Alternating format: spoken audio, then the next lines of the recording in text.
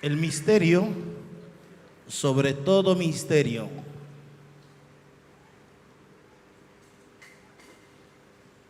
el misterio más grande, y diría yo, y más difícil de comprender, o mejor dicho, el misterio imposible a explicar. ¿Y entonces qué hacemos? Si es imposible explicarlo. ¿Por qué digo yo esto que es imposible explicarlo? Porque Dios es el Todopoderoso. Y decimos claramente que su poder está por encima de todo poderío en el cielo y en la tierra.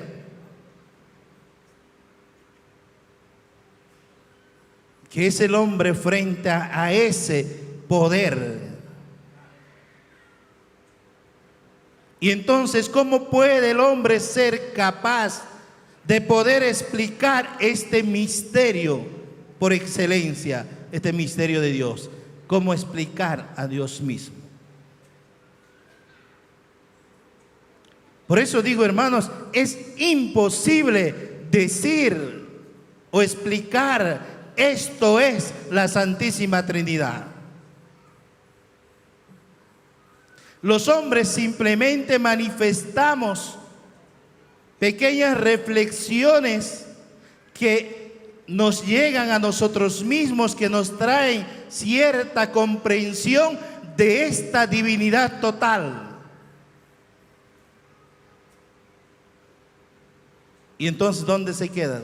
Es una cosa muy pequeña, obviamente, que tal vez nos ayuda a nosotros a tratar de discernir lo que es Dios, pero no podemos llegar a discernir toda la totalidad de Dios.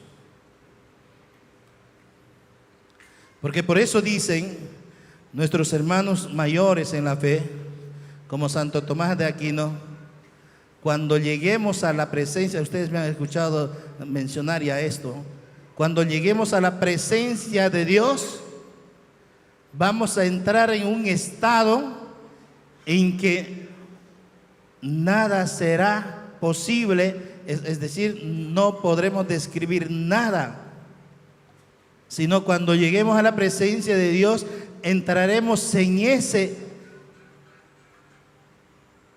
esa emoción tan fuerte que nos va a impactar la presencia de Dios y nos quedaremos como lo que nosotros llamamos, quedamos choqueados, decimos, ¿no? ¿Cómo es eso?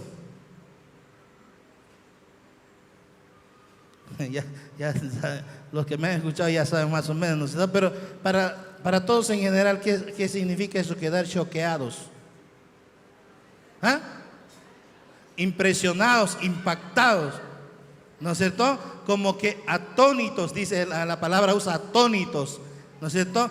De tal manera es el impacto y queda uno. O sea, no sabes qué hay a tu alrededor, no sabes qué existe, qué está pasando, sino solo. Y para Santo Tomás de Aquino es eso, llegar a la presencia de Dios. Ya dice él, nosotros vamos a quedar así, congelados en el amor, o sea, en la contemplación de ese amor perfecto. Y dice, según más o menos, no por ahí, dice, pues entonces no va a haber tiempo, como nosotros nos engañamos, ¿no? Dice, ay, se nos está adelantando nomás, allá nos vamos a ver, ¿no? Nos va a preparar un lugarcito cuando parten nuestros seres queridos, ¿verdad? Eso no va a haber, dice Santo Tomás de Aquino. No hay tal. Ya la palabra lo dice, ¿no es cierto? Vivirán como ángeles, no serán necesarios nada de eso. Pero entonces la presencia de Dios es eso. Imagínense entonces cómo explicar esa escena, esa totalidad de la gracia, del amor de Dios. ¿Cómo vamos a decirle esto es? Y esto es su reflexión de Santo Tomás. No sé qué más era todavía, pues no sé, ¿no? Entonces, ¿cómo entendemos a Dios? ¿Cómo entendemos ese amor de Dios? Esa totalidad de la divinidad a quien creemos adorar nosotros. Digo creemos adorar porque obviamente Dios está ahí. Y nosotros decimos, ¿acaso cada uno de nosotros decimos, yo adoro a Dios? Parece que en el fondo, hermanos, nosotros adoramos a nuestro Dios, a lo que entra aquí. Nada más. Por eso tenemos tantas dificultades para despojarnos de tantas cosas. ¿Por qué? Porque es que mi Dios es pues el que entra a mí, ¿no es cierto? En mi cabeza. Pero Dios no puede entrar a tu cabeza, no puedes entender, no puedes comprender. Entre paréntesis para comenzar. Esto se dice de Santo Tomás y se dice de San Agustín. Así que no importa, de cualquiera que sea. Como de un dominico diría yo que es de Santo Tomás, ¿no es cierto? Y los agustinos dicen que es de Agustín, dicen ellos. O sea, listo, no importa. Hay una visión, ¿ya? Permítamelo decir pues que sea de Santo Tomás, ¿ya? Porque la mayoría son mansioneros, ¿ya? Pero dicen que es de los, manejan igual, agustinos y dominicos, entonces, pero veámoslo desde ese lado. Santo Tomás de Aquino, al finalizar ya su vida en el mundo como un hombre, gran teólogo, ilustre, obviamente, estaba meditando, y en esta visión estaba paseándose a la orilla del mar, pensando en todo lo que había hecho. Santo Tomás de Aquino, hermanos, es un autor, un teólogo que hoy en día el Papa, los obispos, todos aconsejan leer a aquellos que estudian teología. No ha perdido vigencia, ¿ya? Tiene las sumas teológicas, ¿no? Ahí unos ladrillos tremendos. Cuando empieza a leer ni entiende siquiera, ¿ya? ¿Por qué? Porque es muy alto, digamos, ¿no es cierto? No podemos entender mucho. Entonces, estaba meditando sobre eso porque Santo Tomás de Aquino había dicho, todo lo que he hecho, ¿no es cierto? Después de esto va a decir que es basura o chala para quemar. Y entonces estaba meditando en todo lo que estaba haciendo Santo Tomás de Aquino y meditaba. Y entonces ve un niño a la orilla del mar, ¿ya? Supónganse que hasta aquí es la orilla del mar, ahí ustedes son mar, este lado es la playa, ¿listo? De esta línea, para que entiendan. El niño había cavado una pocita aquí, como mira, este hueco, digamos que es la pocita, ¿ya? Ahí, había cavado una pocita, y entonces el niño corría, agarraba agua en sus manos, el agua del mar, y lo traía y lo ponía. Corría, lo traía y lo ponía. Y el niño estaba en eso, en apuro. Santo Tomás de Aquino se para de frente al niño cuando está haciendo esa escena, dice, pucha, este niño no sabe lo que hace. Y entonces se le acerca y le dice, niño, ¿qué haces? ¿Qué haces? A ver. Y el niño le dice, ¿no es cierto? Estoy queriendo trasladar el océano a este hueco que he cavado. Y entonces dice, pero niño, ¿cómo vas a hacer eso? ¿No sabes vos que ese agua cuando pones está volviendo igual por la arena al mismo lugar? ¿Cómo vas a hacer eso? Es que nunca vas a acabar de poner ese agua ahí porque ese agua regresa al mismo. Estoy diciéndolo suavito, ¿verdad? Y entonces el niño le mira y le dice, ¿es eso lo que tú estás haciendo? O sea, no era un niño cualquiera, era un ángel. Y le dice, eso es lo que tú estás haciendo. ¿Estás queriendo meter la totalidad del misterio de Dios? Tu cabeza es como este hueco que he cavado. Pero ¿cómo es posible que la totalidad del misterio de Dios pueda entrar en tu simple cabeza? Y al final, obviamente esto le sirvió de mucho a Santo Tomás de Aquino. Gracias a Dios no lo hizo lo que estaba pensando. Entonces dijo, que todo lo que había escrito era chala seco para quemar, era nada. Y él tenía la intención de quemarlo, todo lo que había escrito. Pero gracias a Dios no lo hizo. Que hasta ahora, obviamente, como les dije, es contenido teológico válido, vigente para la iglesia. Entonces, por eso comencé diciendo que la cabeza del hombre, que el hombre no es capaz de explicar el misterio, de este misterio de la Santísima Trinidad, que es un solo Dios, Padre, Hijo y Espíritu Santo. ¿Cómo explicamos? Vamos a tratar de entrar. Escuché decir algunos, se puede explicar con la mano, como los dedos, dicen. Ya, como los dedos tienen una misma, ¿no es cierto?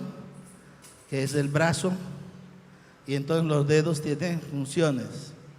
Pero también muchos dicen es como el cuerpo. Entonces, si el cuerpo es así, partes del cuerpo tienen una función, partes del cuerpo tienen otra función, ¿no? ¿Y cuál cumpliría la función del espíritu? Esta máquina de aquí arriba, el cerebro. Sería ese conector fuerte. Entonces se puede usar muchos signos, pero voy a usar una cosa. ¿Por qué? Porque lo que celebramos es un solo Dios único y verdadero en tres personas. Una misma naturaleza en tres personas diferentes.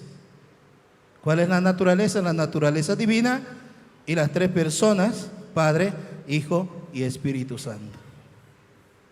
Y ya nos hemos complicado, ya es difícil la situación.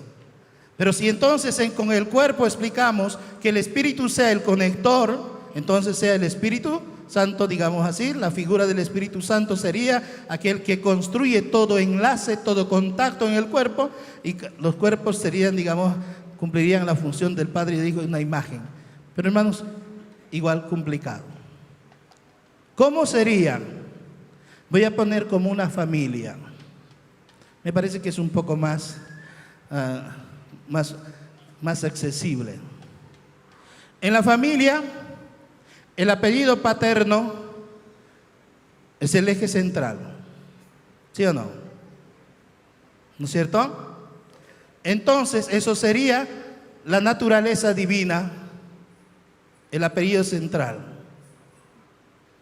¿Ya? O si quieren, podemos decir también, algunos llegan a decir la sangre también, es compartido, ¿verdad? Para los hijos.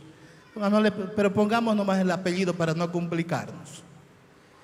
Entonces el apellido sería como la naturaleza de Dios, ese que nos une como familia, que nos une en familia. Y ese sería el Espíritu, el que cumple la función de la comunión, el que comparte toda esencia, toda nuestra naturaleza. Es el Espíritu el que revela la verdad, entonces en la Trinidad, el que revela la verdad, el que Jesús mismo nos ha prometido: les voy a enviar el Paráclito que les va a revelar la verdad, e inclusive aquellas cosas que no les he explicado, ¿verdad? Es el Espíritu el que toma contacto con el Padre, con el Hijo, y es el Espíritu Santo que toma contacto con nosotros y nos transmite la esencia de Dios, la gracia de Dios. Más o menos sería como nuestro apellido en la familia. Y entonces el papá tiene una función y los hijos tienen una función, ¿no es cierto? En la familia cada miembro tiene una función. Lo mismo pasa en la Santísima Trinidad. En el libro que hemos escuchado, en la primera lectura, habla por eso de ese Dios que es misericordia, que es fidelidad, que es ternura, bondad, y que ese Dios es lleno de amor. Esto es la función del Padre, el que ama tanto a su pueblo, el que se preocupa por sus hijos, el que cumple esa función de amar, solamente de amar. Pero al preocuparse tanto amor, que piensa enviar a su hijo al final de cuentas, porque sería explicar todo eso muy largo, ¿ya? Así voy a hacer directamente. El que al final llega a revelar a su Hijo, a manifestar por medio del Espíritu Santo, encarnar a su Hijo en María. ¿Pero por medio de quién? Y en el Antiguo Testamento, ¿por medio de quién creó? ¿Por medio de Él? ¿Cómo estaba Dios? Ya te perdí. Dice que Dios aleteaba sobre el caos, ¿no es cierto? Era espíritu. ¿Ya? Entonces, ¿qué estoy diciendo? Es como nuestro apellido, ¿no es cierto? Que toma contacto en la familia, el espíritu es igual, ¿ya? Que toma contacto con todo, no desaparece. Entonces, por eso es un poco accesible explicar lo de la familia. Y entonces, ese Padre que es amoroso, que es misericordioso, que es lleno de fidelidad, busca enviar a su Hijo, que cumple otro rol, otra función. ¿Qué rol cumple? Salvador, liberador, y podemos enumerar, ¿no es cierto? Pero, ¿por medio de quién se encarnó? Por medio del Espíritu. Fíjense, el Espíritu es el que une, el que siempre está tomando el contacto, no deja separarse. Y después últimamente se manifiesta esta persona de la tercera persona de la Santísima Trinidad visiblemente. ¿Cuándo? En Pentecostés. Él mismo se manifiesta y revela la verdad del Padre y del Hijo, el revelador de la verdad, el que aviva nuestros corazones. Entonces el Espíritu Santo cumple esa función como el del apellido en la familia, el que une la familia, que hermanos, no nos podemos separar de eso. Entonces el Espíritu Santo es el que une esta unidad de Dios, como decimos por eso, la Santísima Trinidad está unida en la intimidad del amor. En la intimidad del amor. Pero también dice, podemos hacer otra vuelta para tratar de explicar cómo es la unidad de la Santísima Trinidad en la iglesia.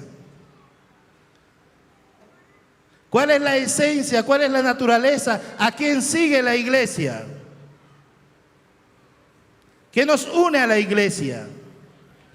Una sola fe, ahí aparece en San Pablo. Una sola fe, un solo bautismo, un solo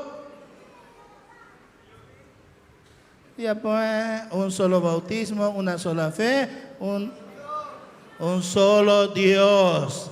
La iglesia, aparte de ser diversos nosotros, de cumplir otras funciones, cada uno según nuestra posibilidad, nosotros creemos y estamos unidos por el bautismo. Ustedes no me están ayudando para nada. Y he dicho, un solo bautismo, una sola fe y un solo Señor. No importa la diferencia entre mí y ustedes, pero comulgamos una sola fe. Nos hemos hecho hijos de Dios por un solo bautismo y adoramos a un solo Dios. Y entonces esta esencia, esta unidad sería el Espíritu Santo, el que une.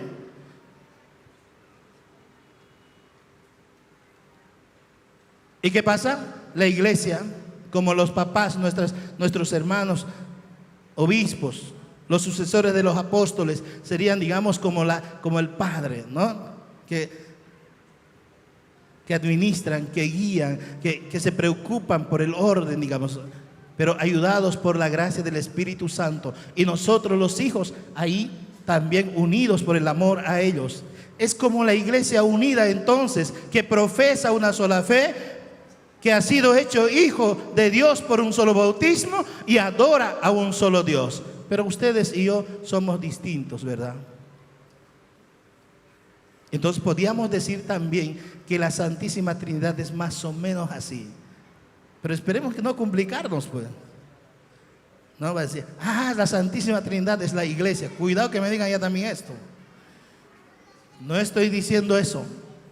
Para entender a la Santísima Trinidad, cómo se une en esa intimidad del amor, podíamos pensar o reflexionar desde una familia o desde la iglesia mismo.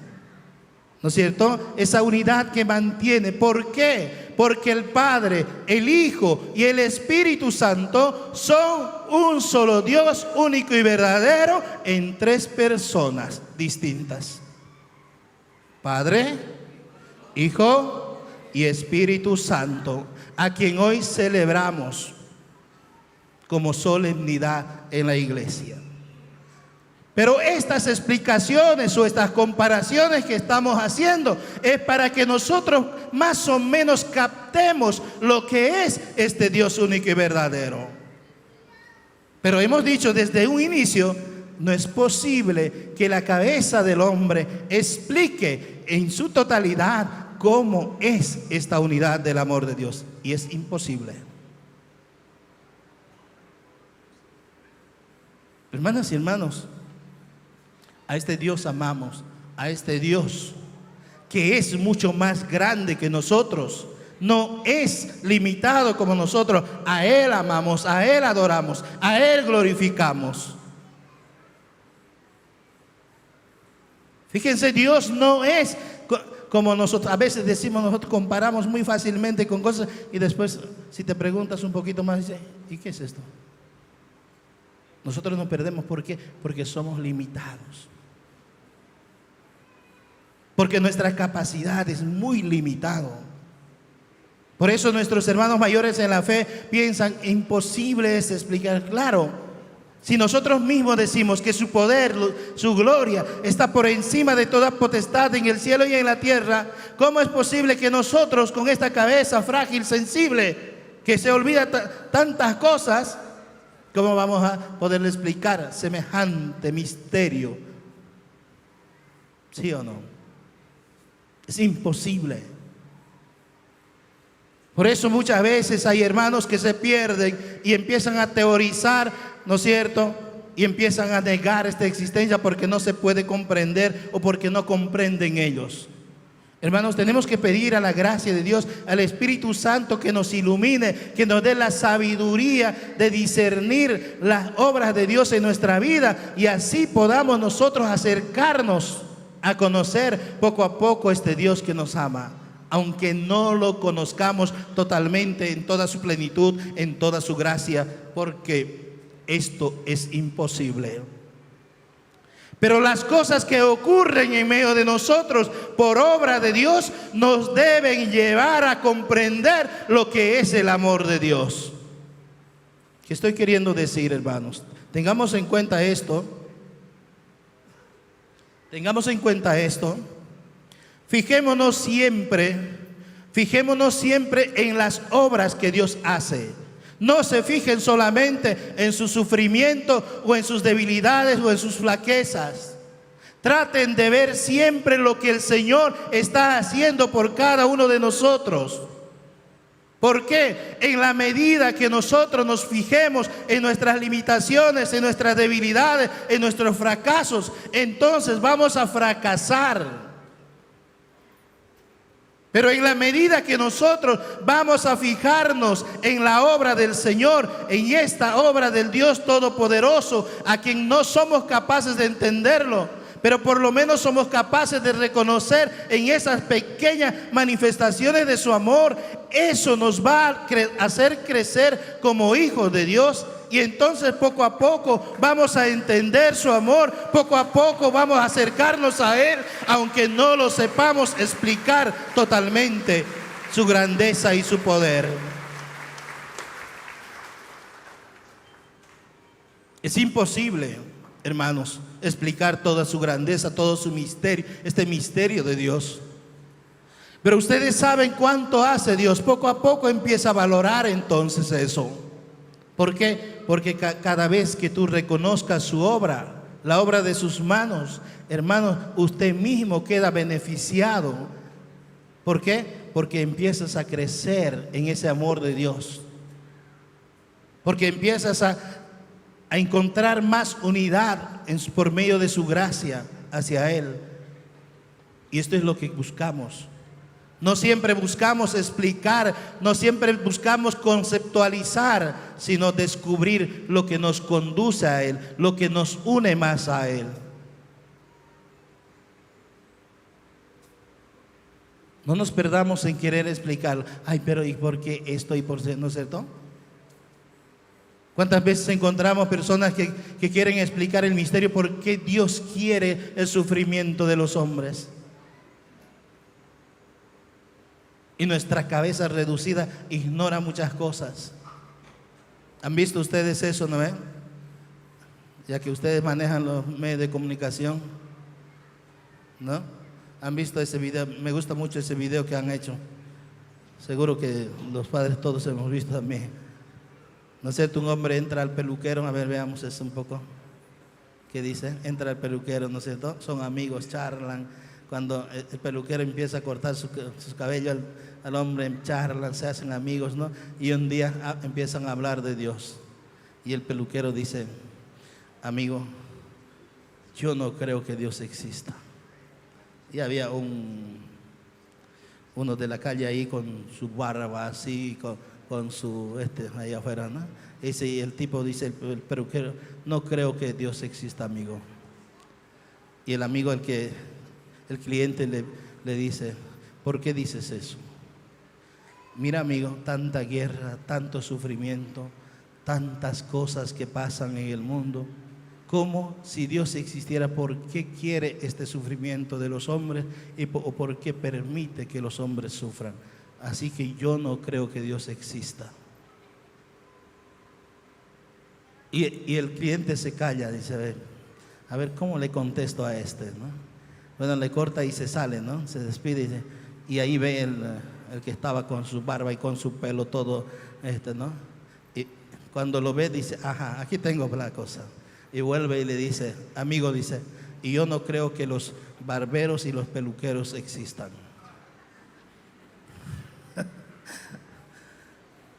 ¿Cómo dice? Si ahorita te acabo de hacer el servicio, le dice, ahorita, y bien hecho, tú reconoces eso, le dice. No creo que existan los peluqueros y barberos. ¿Por qué dices eso?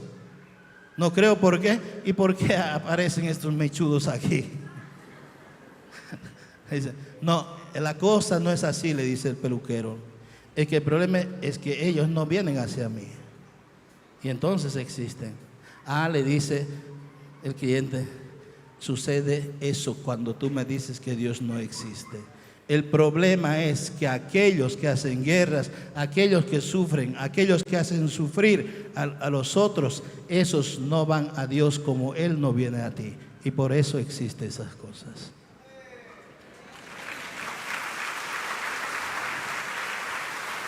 ¿Qué quiere decir? El que reconoce la obra de Dios, por más pequeño que sea, si reconoce, no se va a quedar solo, sino va a adorar a su Dios único y verdadero, a quien hoy celebramos, al único Dios verdadero, Padre, Hijo y Espíritu Santo. Y nosotros como pueblo de Dios debemos orar también para que cada vez más estas personas que no creen, que no reconocen la obra de Dios en medio de ellos, para que puedan discernir y reconocer que Dios obra por medio de las personas. Y nuestra misión es eso, orar para que más personas se unan a adorar a este Dios a quien adoramos, Padre, Hijo y Espíritu Santo. ¿Sí o no? Entonces, esta misión lo tenemos que cumplir, tenemos que orar. Tenemos que doblar rodillas delante de Dios para que nuestros hermanos se unan a nosotros para adorar a este Dios. Vamos a ponernos en pie, vamos a profesar nuestra fe. Creo en Dios Padre Todopoderoso, Creador del cielo y de la tierra.